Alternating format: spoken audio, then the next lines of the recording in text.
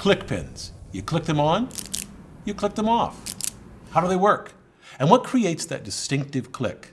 There are many types of click-to-write pens. A simple latch mechanism locks this ink cartridge in place. It's released by pressing a button. And in this pen, an angled tooth cam locks or releases the ink cartridge. And here, a triangular cam that tilts from side to side to lock and release the cartridge. In this video, I detail the operation of this pen, a Parker Jotter introduced in 1954. It's one of the first retractable pens. Now listen carefully and you'll notice that it emits 4 clicks.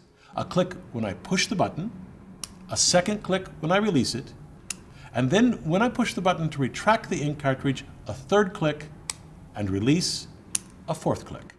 To understand why these clicks occur, let's look inside. The pen's barrel houses an ink cartridge with a ballpoint tip, 2 springs, one at the top and one at the bottom, and a plastic tube which is press fit inside the metal barrel of the pen so that it's fixed in place. Inside that tube is where all the action happens. A Parker Pen Company patent describes the 3 parts that produce the pen's click: the cam body, the tubular plunger, and the stop members. The cam body is affixed to the top of the replaceable ink cartridge.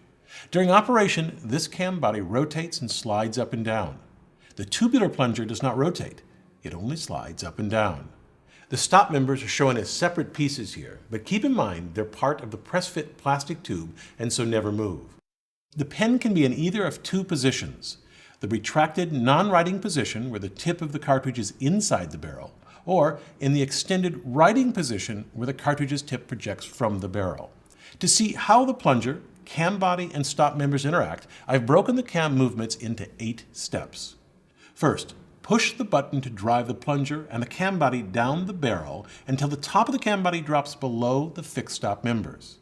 Second, remember that the spring at the bottom of the pen pushes the cam body up and so keeps it in contact with the plunger. That axial spring force shoves the cam body up the barrel, but also rotates the cam body because it mates with the plunger at an angle. The cam body rotates 45 degrees until it strikes the surface of the plunger. That very fast motion creates the first click.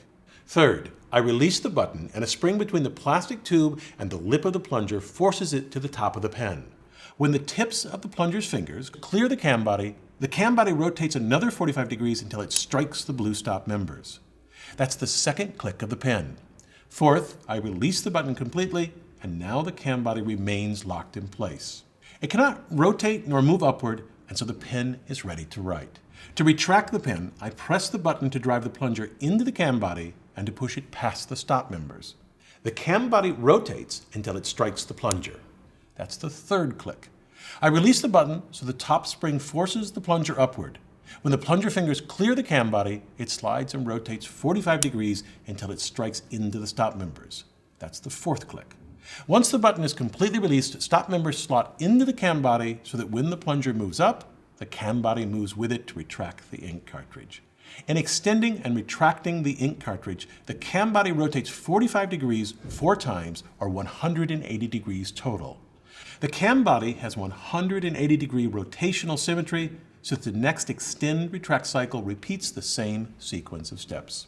This particular model of pen has sold over 750 million units since its debut.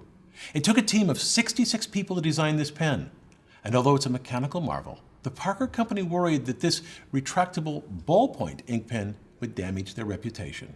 Parker pens were fountain pens. And so the company left off their iconic arrow clip. But within 4 years, the pen earned its arrow and inspired other pen makers to design click and lock mechanisms, all different to avoid patent infringement. The clicking of a pen demonstrates how a single engineering problem can have many engineering solutions, ranging from robust to cost-efficient to unique. I'm Bill Hammack, the Engineer Guy.